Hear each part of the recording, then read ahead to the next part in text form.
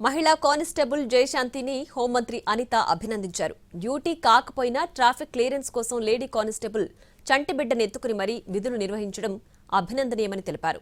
ఉద్యోగం పట్ల జయశాంతికి ఉన్న నిబద్ధత పోలీసులపై ప్రజలకు మరింత నమ్మకం పెంచిందంటూ ప్రశంసించారు హోంమంత్రి అనిత.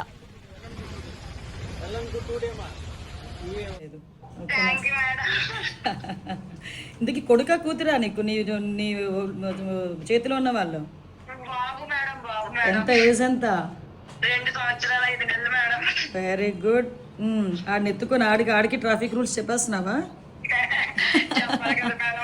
Very good. మీతో పోల్చుకుంటే నిజంగా నాకు చాలా ఇన్స్పిరేషన్ మేడం. మీరు అనగా లోకేష్ సార్ మిస్టర్స్ బ్రాహ్మణి గారు అనగా మన రామ్ చరణ్ గారు మిస్టర్స్ అనగా అంటే మీరు ఏంటంటే ప్రపంచానికి మనకేంటో ఏదో ఒకటి చెయ్యాలి ప్రజలకి చేస్తారు కదా మేడం. అది చాలా ఇష్టం మేడం నాకు.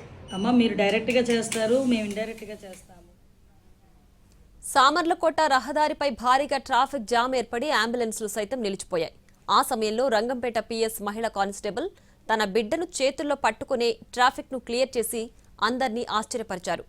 డ్యూటీలో లేకపోయినా అత్యవసర పరిస్థితిని గుర్తించి ఆమె చేసిన కృషికి నెటిజన్లు ఫిదా అవుతున్నారు. మానవత్వానికి నిలువెత్తు నిదర్శనంగా నిలిచిన ఆమెపై సోషల్ మీడియాలో ప్రశంసల జల్లు కురుస్తోంది.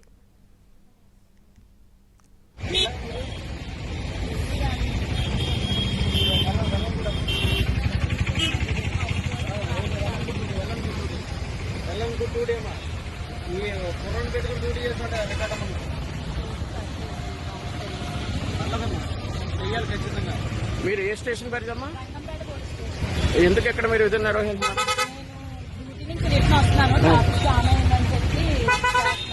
ఓకే, థ్యాంక్ యూ అమ్మా. మహిళా కానిస్టేబుల్ జయశాంతిని హోంమంత్రి అనిత అభినందించారు. డ్యూటీ కాకపోయినా ట్రాఫిక్ క్లియరెన్స్ కోసం లేడీ కానిస్టేబుల్ చంటి బిడ్డను ఎత్తుకుని మరీ విధులు నిర్వహించడం అభినందనీయమని తెలిపారు. ఉద్యోగం పట్ల జయశాంతికి ఉన్న నిబద్ధత పోలీసులపై ప్రజలకు మరింత నమ్మకం పెంచిందంటూ ప్రశంసించారు హోంమంత్రి అనిత.